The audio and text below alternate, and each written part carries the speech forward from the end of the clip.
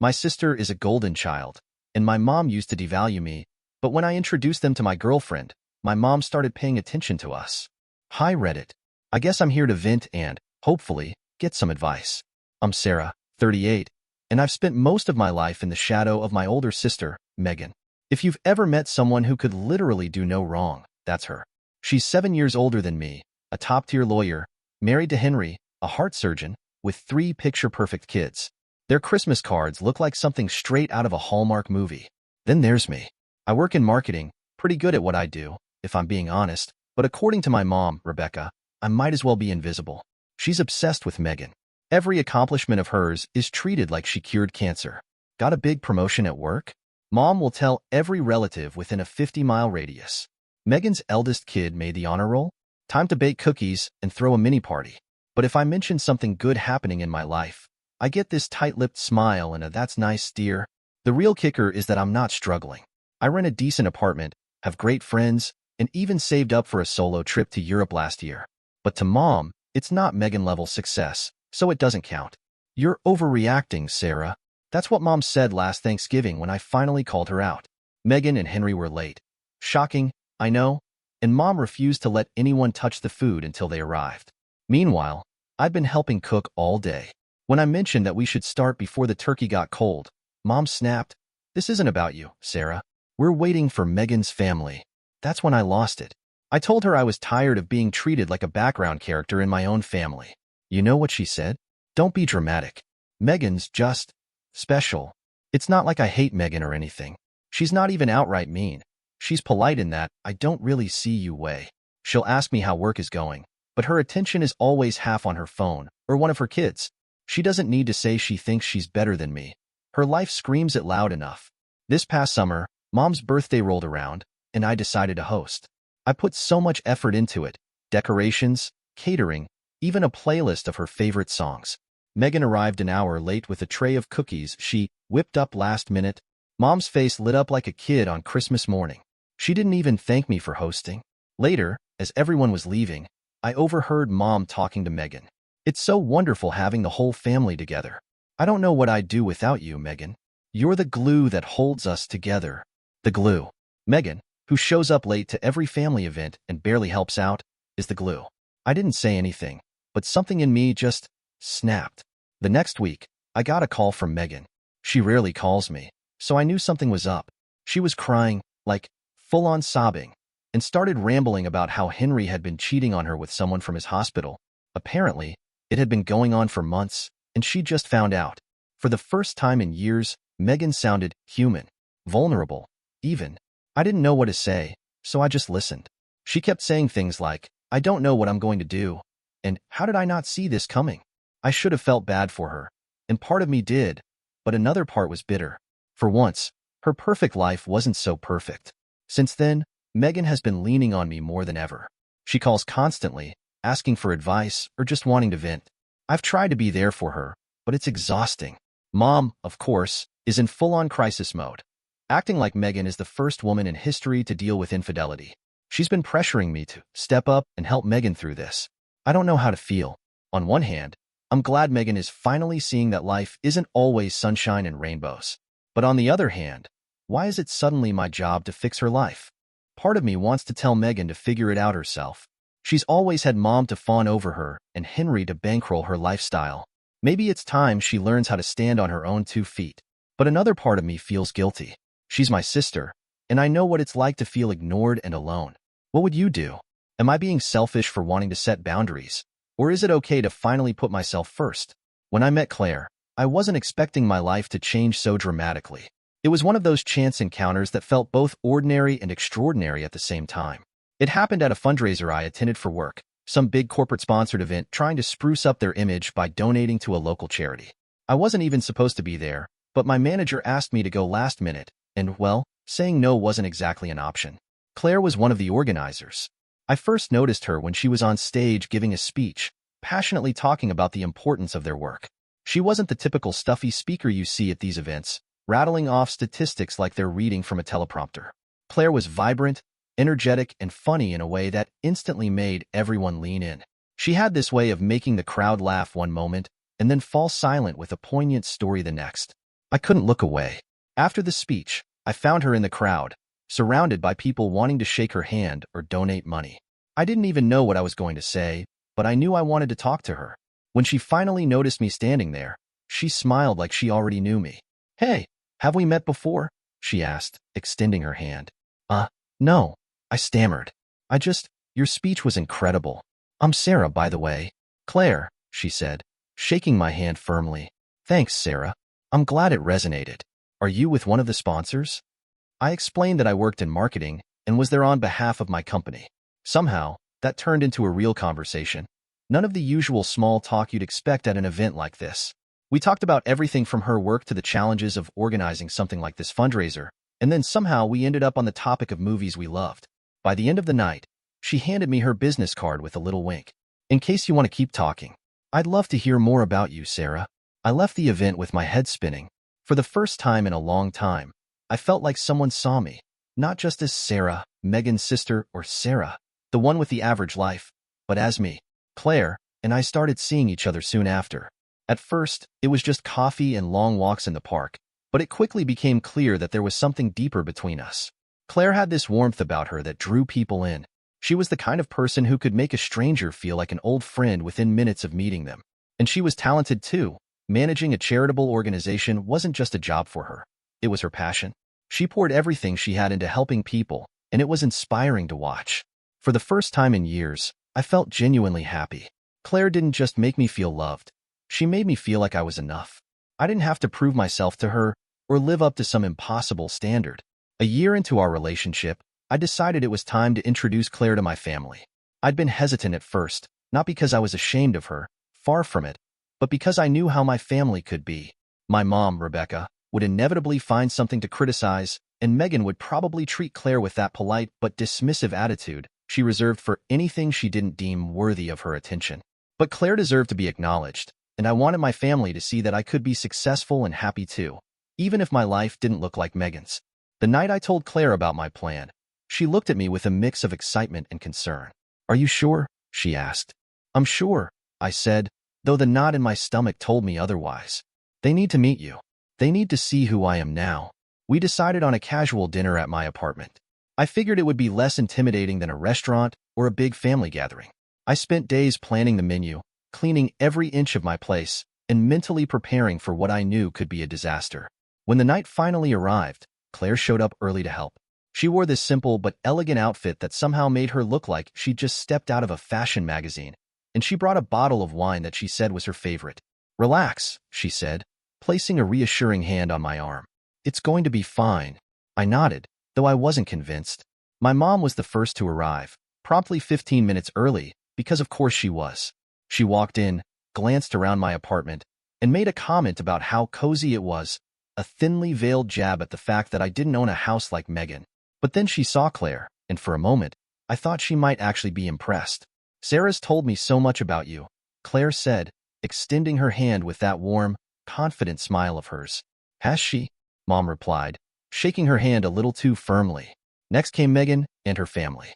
She was polite to Claire, but her tone had that usual air of condescension, like she was speaking to someone who needed to be humored. Her husband, Henry, barely looked up from his phone, and her kids were glued to their tablets. As the night went on, I could feel the tension building. My mom kept steering the conversation back to Megan. Her latest court case, her kids' accomplishments, even the renovations she was doing on her already immaculate home. Claire, to her credit, handled it all with grace, asking thoughtful questions and finding ways to steer the conversation back to more neutral topics. But then it happened. Just as we were finishing dessert, my mom turned to Claire and said, "So, Claire, what exactly do you do?" "I'm a manager at a nonprofit organization," Claire replied. "Oh, how interesting," Mom said, her smile so tight it looked painful. "I suppose it's rewarding work, even if it doesn't pay much." I felt the heat rising in my face, but before I could say anything, Claire smiled and said, "It is rewarding. I feel lucky to be able to make a difference in people's lives." Mom didn't have a response to that, so she just sipped her wine and changed the subject. When the night finally ended, I walked Claire to her car. "You were amazing tonight," I said, taking her hand. She smiled and squeezed my hand. "So were you." For the first time, I felt like I'd stood my ground. My family might not have been ready to accept Claire, but I was done letting their opinions define my worth. That night, as I sat alone in my apartment, I realized something. Claire hadn't just shown me what it felt like to be loved. She'd shown me what it felt like to truly love myself. When the day of the family dinner arrived, I could hardly focus on anything else. I had spent the week preparing, not just physically by organizing the menu and cleaning the house, but mentally too. I kept replaying different scenarios in my head, from worst-case disasters to picture-perfect moments where everything went smoothly. Claire, of course, remained calm and confident, reassuring me every time I started to spiral. "You're overthinking it," she said that morning as we set the table together. "Your family's going to love me." I smiled, though I wasn't convinced. "I wish I had your confidence." She kissed me on the cheek and said, "You don't need to wish. You have me. Let me handle this." When the doorbell rang, I nearly jumped out of my skin. Claire just laughed and went to answer it with me. My mom, Rebecca, was first to arrive again, punctual as always. She stepped into the house and immediately started her usual routine of silent judgments disguised as observations. "Your place looks quaint," she said, eyeing the floral centerpiece I'd picked out. Claire, standing just behind me, extended her hand with a bright smile. "Hi, Mrs. Carter. I'm Claire. It's so nice to finally meet you." Mom hesitated for a fraction of a second before shaking her hand. "Well, aren't you charming?" she said, her tone neutral but not entirely unkind. It was a small victory. As more guests arrived, including Megan and her family, the energy in the room shifted. Megan swept in wearing a designer dress and heels that probably cost more than my monthly rent. Her husband, Henry, as usual, looked like he'd rather be anywhere else, and their kids barely acknowledged anyone before finding a corner to play on their tablets. Megan greeted me with her signature air of practiced warmth, kissed me on the cheek, and then turned her attention to Claire. "So, you're Claire," she said, her smile tight. "Sarah's told us a lot about you." "Only good things, I hope," Claire replied, her voice warm and inviting. Megan tilted her head slightly, as if assessing her. "Of course." Once everyone had arrived and settled in, we sat down for dinner.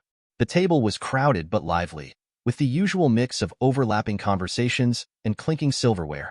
I could feel the tension in my shoulders as I watched Claire navigate the room. She was polite and engaging, effortlessly drawing people into conversations about their lives. Even my mom, who rarely gave anyone besides Megan her full attention, seemed genuinely interested in what Claire had to say. But then Claire started talking about her work, and the entire dynamic changed. Rebecca had asked her a question about her job, probably expecting a short, simple answer. Instead, Claire began describing her latest project, an initiative to build hospitals in some of the poorest areas of the United States. She explained how her organization had managed to raise over $8 million in the past year alone, and how they were partnering with local communities to ensure the hospitals wouldn't just be built, but would remain sustainable long-term. By the time she finished, the room was silent. Even Megan, who rarely let anyone else have the spotlight for long, seemed stunned. "That's incredible," Rebecca said, her voice softer than I'd ever heard it. "I had no idea you were doing work like that." "It's a team effort," Claire said modestly. "I'm just lucky to be part of something so impactful." Megan cleared her throat, clearly uncomfortable with the shift in attention. "It must be challenging to juggle a project like that and, everything else in life." Claire didn't miss a beat. "It is, but when you're passionate about something, you find a way to make it work." Rebecca leaned forward, her eyes fixed on Claire. "And how did you manage to raise that kind of money?" "That's no small feat." "It was a combination of things," Claire said, launching into an explanation of the fundraising strategies they'd used, from corporate partnerships to grassroots campaigns. She spoke with such clarity and enthusiasm that even Henry, who rarely engaged in conversations at family dinners, asked her a few questions. Megan, meanwhile, was visibly seething. I could see it in the way she gripped her fork and in the forced smile she wore whenever Claire spoke. As the evening went on, it became clear that Claire had won everyone over. My mom, who had never shown much interest in my life or the people in it, kept asking Claire questions and even complimented her a few times. "You're a remarkable young woman," Rebecca said at one point. "Sarah's lucky to have you." I nearly choked on my wine. It was the first time I'd ever heard her say something like that about anyone in my life. But not everyone was thrilled with Claire's charm and accomplishments.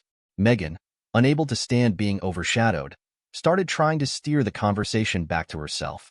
She brought up a high-profile case she was working on and even mentioned an award she'd recently received. But no matter what she said, the attention kept drifting back to Claire. At one point, Megan's frustration boiled over. It's great that you're doing all this charity work, Claire, she said, her tone sharp. But don't you ever feel like it's, I don't know, overwhelming? Like you're taking on too much? Claire smiled, unbothered. Sometimes, but I think it's worth it.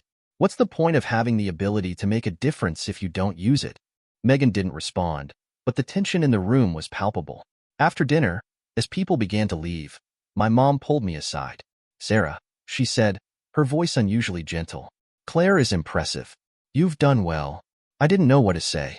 My mom had never given me that kind of validation before. When everyone was gone, and it was just Claire and me cleaning up, I turned to her and said, I think you made quite an impression. She laughed. You think so? I know so, I said.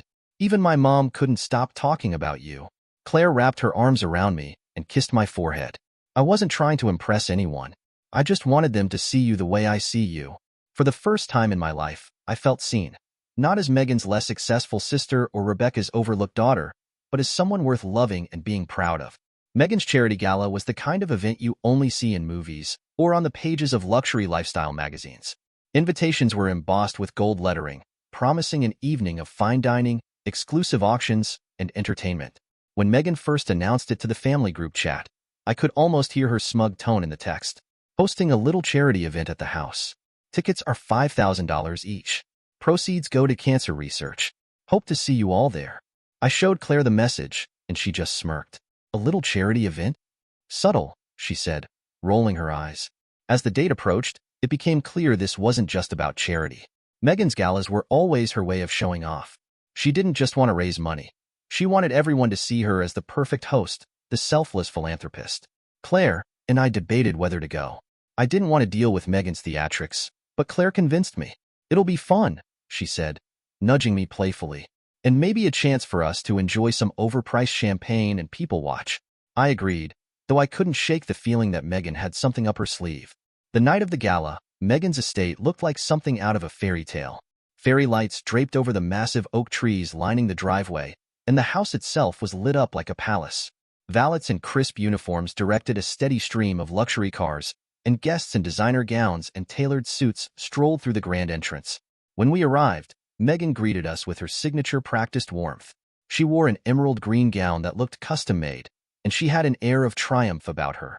Sarah, Claire, so glad you could make it, she said, kissing me on the cheek before turning to Claire. And you, of course. It's always a pleasure. Claire smiled graciously. Thank you for inviting us. It's a beautiful event. Megan's smile faltered for a moment, but she quickly recovered. Well, you know me. Always aiming for perfection. The evening unfolded as expected. Waiters floated around with trays of champagne and hors d'oeuvres. A live band played soft jazz in the background. Megan floated between groups of guests, her laughter and conversation carefully calibrated to keep herself the center of attention. The auction was the main event. Megan had arranged for a mix of extravagant items to be sold. A week-long stay at a private villa in Italy, a signed jersey from a famous athlete, and an array of artwork from both emerging and established artists. Claire and I had agreed beforehand to keep a low profile, but I noticed her lingering near the auction table. What's up? I asked, joining her. She hesitated for a moment before pointing to one of the paintings, a striking abstract piece with bold, vibrant colors that seemed to pulse with energy. Do you like it? She asked. It's beautiful, I said. Didn't know you were into art. She smiled, a little nervously. I dabble. I didn't think much of it until the bidding started. The painting Claire had pointed out was one of the first items up for auction, and the room seemed to buzz as the auctioneer introduced it. This next piece is an anonymous donation, he announced, gesturing to the painting. We don't know much about the artist, but it certainly caught the eye of our guest tonight. Let's start the bidding at $20,000. The room murmured with interest. A few hands shot up immediately, and the price began climbing rapidly. $30,000, $50,000, $75,000. I glanced at Claire, who was unusually quiet, her eyes fixed on the stage. Did you donate that? I whispered. She didn't answer right away, but her faint smile told me everything. The bidding war continued, escalating to $150,000, then $180,000. By the time the hammer came down, the painting had sold for a staggering $200,000. The crowd erupted into applause. Megan, who had been standing near the stage, looked visibly startled. She clapped politely, but I could see the tension in her jaw. As the applause died down, the auctioneer addressed the room. A remarkable piece and a remarkable price. We'd love to know more about the artist. If the donor is in the room and would like to come forward, please do. The room fell silent, and all eyes turned expectantly toward the guests. Claire hesitated, then stood. "It's mine," she said, her voice calm but carrying easily across the room. "I painted it." The room buzzed with murmurs of surprise and admiration. Megan's face froze in an expression I couldn't quite read. Shock, indignation, and something that looked a lot like jealousy. The auctioneer beamed. "Well, there you have it. A truly talented artist among us." "Thank you, Ms. Claire Bennett," she said, her tone modest. As she sat back down, several guests approached her, congratulating her and asking about her work. She handled it all with her usual grace, but I could tell she was a little overwhelmed. Megan, meanwhile, was seething. She tried to hide it, but her forced smile and clipped responses made it obvious. For the first time in years, someone else was the center of attention at one of her events. As the night wore on, Megan made several attempts to steer the conversation back to herself, but it was no use. Claire's painting was all anyone wanted to talk about. When we finally left, Megan barely said goodbye to us. In the car, I turned to Claire. "That was unexpected," I said. She laughed softly. "I wasn't trying to upstage anyone. I just thought it would be a nice contribution." "Well, you certainly made an impression," I said, taking her hand. For once, Megan's carefully curated world had a crack in it, and I couldn't help but feel a little satisfaction. Things between Megan and Claire had been simmering ever since the gala.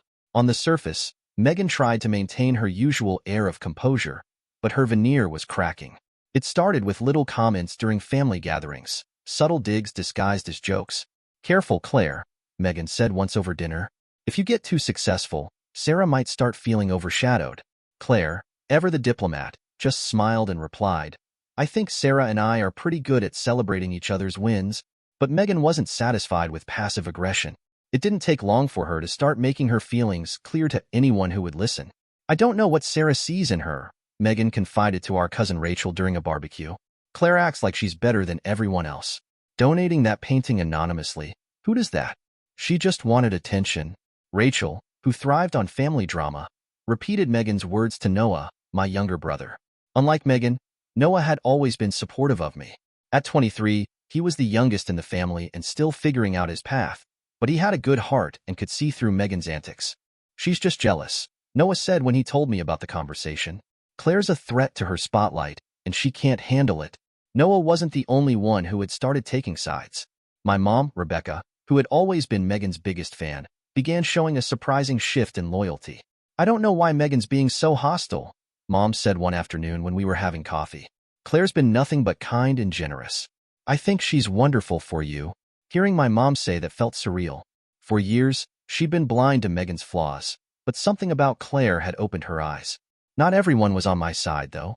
Aunt Linda, my mom's younger sister, had always idolized Megan. She thought Megan's life was the pinnacle of success and made no secret of her disdain for anyone who challenged that. "Claire's too much," Aunt Linda said at a family brunch. "She's always putting herself in the spotlight. It's tacky." The family was splitting into factions, and it was becoming impossible to avoid the tension. Then Megan dropped her bombshell. She and Henry were planning to renew their vows. She announced it during a family dinner, standing up dramatically as if she were accepting an award. "Henry and I have decided to renew our vows," she said, beaming. "It's going to be a grand celebration at the Rosewood Hotel next month. I'll send out invitations soon." Everyone clapped politely, but the timing felt calculated. Megan had to have known that Claire had been planning her first public art exhibition and concert for months, and the dates overlapped perfectly. "Wait," Noah said, frowning. "Isn't that the same weekend as Claire's concert?" Megan's smile didn't falter, but there was a glint in her eyes. "Oh, is it? What a coincidence. Well, I'm sure people can choose what's more important to them." The table fell silent. Later that night, I confronted Megan in the kitchen while she was pouring herself a glass of wine. "You knew Claire's concert was that weekend," I said. She didn't even try to deny it. "So what if I did? It's not like she owns the calendar." "This isn't about the calendar," I snapped.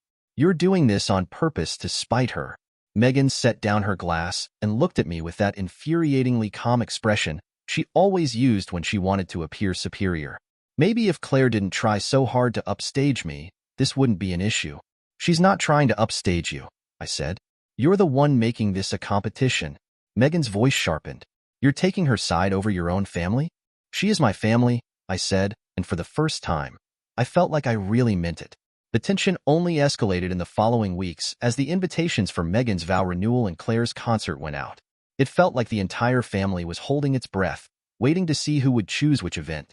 Rebecca surprised everyone by announcing that she would be attending Claire's concert. I've been to plenty of Megan's events, Mom said when Megan confronted her about it. I think it's time I support Sarah and Claire. Megan was furious. You're choosing her over me, she said, her voice trembling with anger. It's not about choosing, Mom said firmly. It's about being fair. Other family members began declaring their allegiances. Noah, of course, sided with me and Claire. Aunt Linda made a big show of supporting Megan, loudly declaring that family comes first. Rachel wavered, clearly torn between her love of drama and her loyalty to Megan. The day of the events arrived, and the split was palpable. About half the family attended Megan's lavish vow renewal at the Rosewood Hotel, complete with a string quartet, a 5-course meal, and an ice sculpture shaped like a pair of wedding rings. The other half came to Claire's concert, held at a local art gallery that had been transformed into an intimate performance space. Claire had spent months preparing, showcasing both her paintings and a series of original songs she had composed. The concert was a triumph. Claire's talent and charisma shone through in every note she sang and every word she spoke about her art. By the end of the night, the audience was on their feet, cheering and clapping. Rebecca, who had never been one for emotional displays, surprised me by pulling Claire into a hug. You're extraordinary, she said, her voice thick with emotion. As we stood together, watching the crowd congratulate Claire, I felt a deep sense of pride. Claire wasn't just my partner. She was someone who could inspire and connect with people in a way that few others could. Meanwhile, back at the Rosewood Hotel, Megan's vow renewal had gone off without a hitch, but the mood was noticeably strained. Several guests whispered about the divided family, and even Henry seemed uncomfortable with the spectacle. Megan, however, refused to admit defeat. When I saw her a few days later, she acted as if nothing had happened, though her forced smile and clipped tone betrayed her lingering resentment. The divide in the family was far from resolved, but for the first time, I felt like I wasn't alone in standing up to Megan. The day of Claire's concert felt monumental. The past few weeks had been a whirlwind of tension, anticipation, and careful planning. The prestigious theater she had secured, a 500-seat venue in the heart of the city, was far grander than anything I'd ever imagined for her. She had spent months preparing, perfecting every detail, from the artwork displayed in the lobby to the set list of songs she would perform. As we arrived at the theater early that afternoon, the energy in the air was electric. Staff bustled around, setting up lights and sound equipment, while Claire met with the production team to go over last-minute details. I hung back, watching her in awe. She was in her element, calm and confident, orchestrating the entire event with a grace that seemed effortless. By the time the doors opened, a line had formed outside the theater, stretching down the block. The crowd was a mix of art enthusiasts, music lovers, and friends and family. Rebecca arrived with Noah in tow, both dressed to the nines. This is incredible, Rebecca said, looking around the theater lobby, where Claire's paintings were displayed under soft, gallery-style lighting. She's really something, isn't she? She is, I said, smiling. I'm glad you're here to see it. As the seats filled and the lights dimmed, I could feel the collective excitement in the room. Claire stepped onto the stage, illuminated by a single spotlight, and greeted the audience with her signature warmth. She opened with a heartfelt speech about the intersection of art and music in her life, setting the tone for what would be an unforgettable evening. Her performance was nothing short of magical. Each song was accompanied by visuals of her artwork projected onto a screen behind her, creating a multi-sensory experience that captivated the audience. Claire's voice was raw and emotional, carrying the weight of every lyric. By the time she finished her final song, the audience was on their feet, applauding and cheering. I could see tears in Rebecca's eyes as she clapped alongside Noah. She's extraordinary, Rebecca said, turning to me. She really is, I replied, my heart swelling with pride. Meanwhile, across town, Megan's vow renewal was unfolding at the luxurious Rosewood Hotel. By all accounts, it was the extravagant spectacle she had envisioned. The ballroom was decorated in shades of white and gold, with towering floral arrangements and crystal chandeliers. A string quartet played softly in the background as guests sipped champagne and mingled. But there was an undeniable tension in the air. Megan, resplendent in a custom-designed gown, was visibly unsettled by Rebecca's absence. As the ceremony began, she pasted on a smile, but those who knew her well could see the strain. The reception that followed was just as opulent as the ceremony, with a multi-course dinner and a live band. As the evening wore on, Megan's frustration bubbled to the surface. When it came time for toasts, she couldn't resist taking a jab. Raising her glass, she began, "I'd like to thank everyone who made the effort to be here tonight. It means so much to Henry and me to have our loved ones surrounding us on this special day." She paused, her smile tightening. Of course, not everyone could make it. Some people had other priorities. The room fell silent, guests exchanging awkward glances. Henry shifted uncomfortably beside her, clearly wishing he could sink into the floor. Back at the theater, Claire was mingling with guests at a reception held in the theater's lobby. People were lining up to meet her, to praise her performance and ask questions about her art. Rebecca stayed close by, watching Claire with an expression I'd rarely seen on her face. Admiration mixed with something deeper, perhaps regret. As the evening wound down and the crowd began to thin, Rebecca pulled me aside. "Can we talk?" she asked, her voice uncharacteristically soft. "Of course," I said, leading her to a quiet corner. Rebecca took a deep breath, her hands twisting nervously. "I owe you an apology," she said. "For what?" I asked, though I had a feeling I knew where this was going. "For everything," she said, her voice breaking slightly. "For putting Megan on a pedestal all these years, for making you feel like you were less than her. I didn't realize how much damage I was doing. Seeing Claire tonight, seeing how happy she makes you. It's opened my eyes." I stared at her, stunned. Rebecca had never been one to admit fault, let alone apologize. "You don't have to say this," I said, unsure of how to respond. "But I do," she insisted. "I was so blinded by Megan's achievements that I ignored what was right in front of me. You've built a beautiful life, Sarah, and I'm so proud of you." Tears welled in my eyes as I hugged her. It wasn't a complete healing of old wounds, but it was a start. As we left the theater that night, I felt a sense of closure I hadn't thought possible. The family dynamics were still complicated, but for the first time, I felt like I had a real chance at being seen, not just by Claire, but by my family as well. The weeks following Claire's concert and Megan's vow renewal were a whirlwind. The family had been through an upheaval, and it was clear that nothing would ever go back to the way it was before. For the first time, I didn't feel like I was chasing approval or competing for attention. I felt free. Claire and I decided to take a few days to ourselves after the concert, retreating to a cozy cabin upstate to decompress. The air was crisp, the landscape dotted with the vibrant reds and oranges of autumn leaves, and for the first time in months, I felt like I could breathe. On the second night, as we sat by the fireplace sipping wine, Claire turned to me with a soft smile. "You seem lighter," she said, tracing a finger along the edge of her glass. "Happier." "I think I am," I admitted. "For so long, I've been trying to fit into this mold that my family created. Competing with Megan, chasing validation from my mom. It feels good to let all of that go." Claire reached for my hand. "You don't have to compete anymore, Sarah.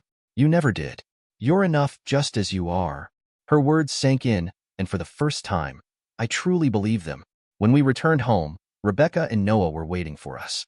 Rebecca had been reaching out more frequently since her confession at the concert, and while it was still new territory for us, I appreciated her effort. Noah, of course, had always been in my corner, and his loyalty had only grown stronger in recent weeks. "I was thinking," Rebecca said one evening over dinner, "maybe it's time we start some new traditions. Just the four of us. Something that's ours." "What did you have in mind?" I asked, intrigued. "I'm not sure," she admitted, "but I want to create something meaningful. Something that's about celebrating who we are, not about comparing or competing." Claire suggested we start small, with monthly dinners at our place. Noah, who had a knack for finding the best local spots, suggested we occasionally mix it up with outings to new restaurants. We agreed, and the first dinner was set for the following week. When Megan found out about our new gatherings, her reaction was predictable. "So you're just cutting me out of the family now?" she demanded when she called me one afternoon. "That's not what this is about, Megan," I said, keeping my voice steady. "We're trying to build something new, something healthy." "Healthy?" she scoffed. "This is about Claire. Ever since she showed up, everything's been about her. Mom's forgotten about me, Noah's turned against me, and now you're excluding me." "No one's excluding you," I said, though I wasn't sure I believed it. Megan had always made herself the center of the family, and for the first time, she wasn't. "Well, Enjoy your little dinners, she snapped before hanging up. From that point on, Megan distanced herself. She stopped coming to family events, declined invitations to holidays, and made it clear to anyone who would listen that she felt betrayed. Aunt Linda, of course, sided with Megan, but many of our other relatives began gravitating toward Claire and me. The new family traditions we created became a source of joy and connection. Our monthly dinners turned into evenings filled with laughter, great food, and genuine conversations. Claire often cooked elaborate meals, experimenting with recipes she collected during her travels, while Noah brought a rotating selection of craft beers and wines to pair with the dishes. Rebecca surprised us all by taking an interest in Claire's art, even signing up for a painting class at the community center. Watching her step out of her comfort zone and try something new was heartening, and it brought us closer in a way I hadn't thought possible. One evening, after dinner, Rebecca pulled me aside. "I owe a lot of this to Claire," she said, gesturing toward the cozy scene in the living room where Claire and Noah were deep in conversation about music. "She's brought out the best in you, Sarah, and in all of us." I smiled, my chest tight with gratitude. "She's pretty incredible, isn't she?" "She is," Rebecca said, "but so are you." While the divide with Megan remained unresolved, it no longer consumed me. She had chosen her path, and I had chosen mine. For the first time, I felt like I was living my life on my own terms, free from the shadow of comparison. Claire and I began to focus more on building our future together. We moved into a charming old townhouse with creaky floors and a garden in the back that Claire immediately claimed as her new project. We spent weekends exploring the city, hosting friends for brunches, and dreaming about the life we wanted to build.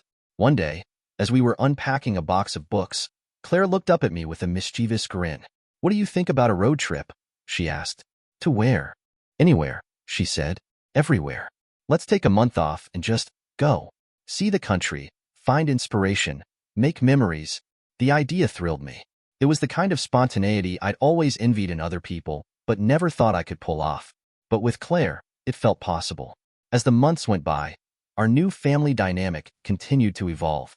Rebecca and Noah became regular fixtures in our lives, and even some of our cousins, like Rachel, started joining our dinners. The toxicity that had once defined so many of our interactions was slowly being replaced by something healthier, something real. Megan, meanwhile, remained distant. We occasionally heard updates about her through Aunt Linda, new cases she was working on, vacations she and Henry were taking, but she made no effort to reconnect. At first, her absence felt like a gaping hole, a reminder of the fractures in our family. But over time, it became clear that this was what she wanted. And for the first time, I didn't feel the need to chase after her or try to fix things. One evening, as Claire and I sat in the garden, watching the sun dip below the horizon, I felt a sense of peace I hadn't known before. "Do you ever miss the way things were?" I asked her. She thought for a moment before shaking her head. "No," she said. "This is better. This is ours." I nodded, feeling the truth of her words settle deep in my chest. For so long, I had been defined by my relationship with Megan, by the comparisons and the competition. But now, for the first time, I was free to define myself on my own terms. And that, I realized, was the greatest gift of all.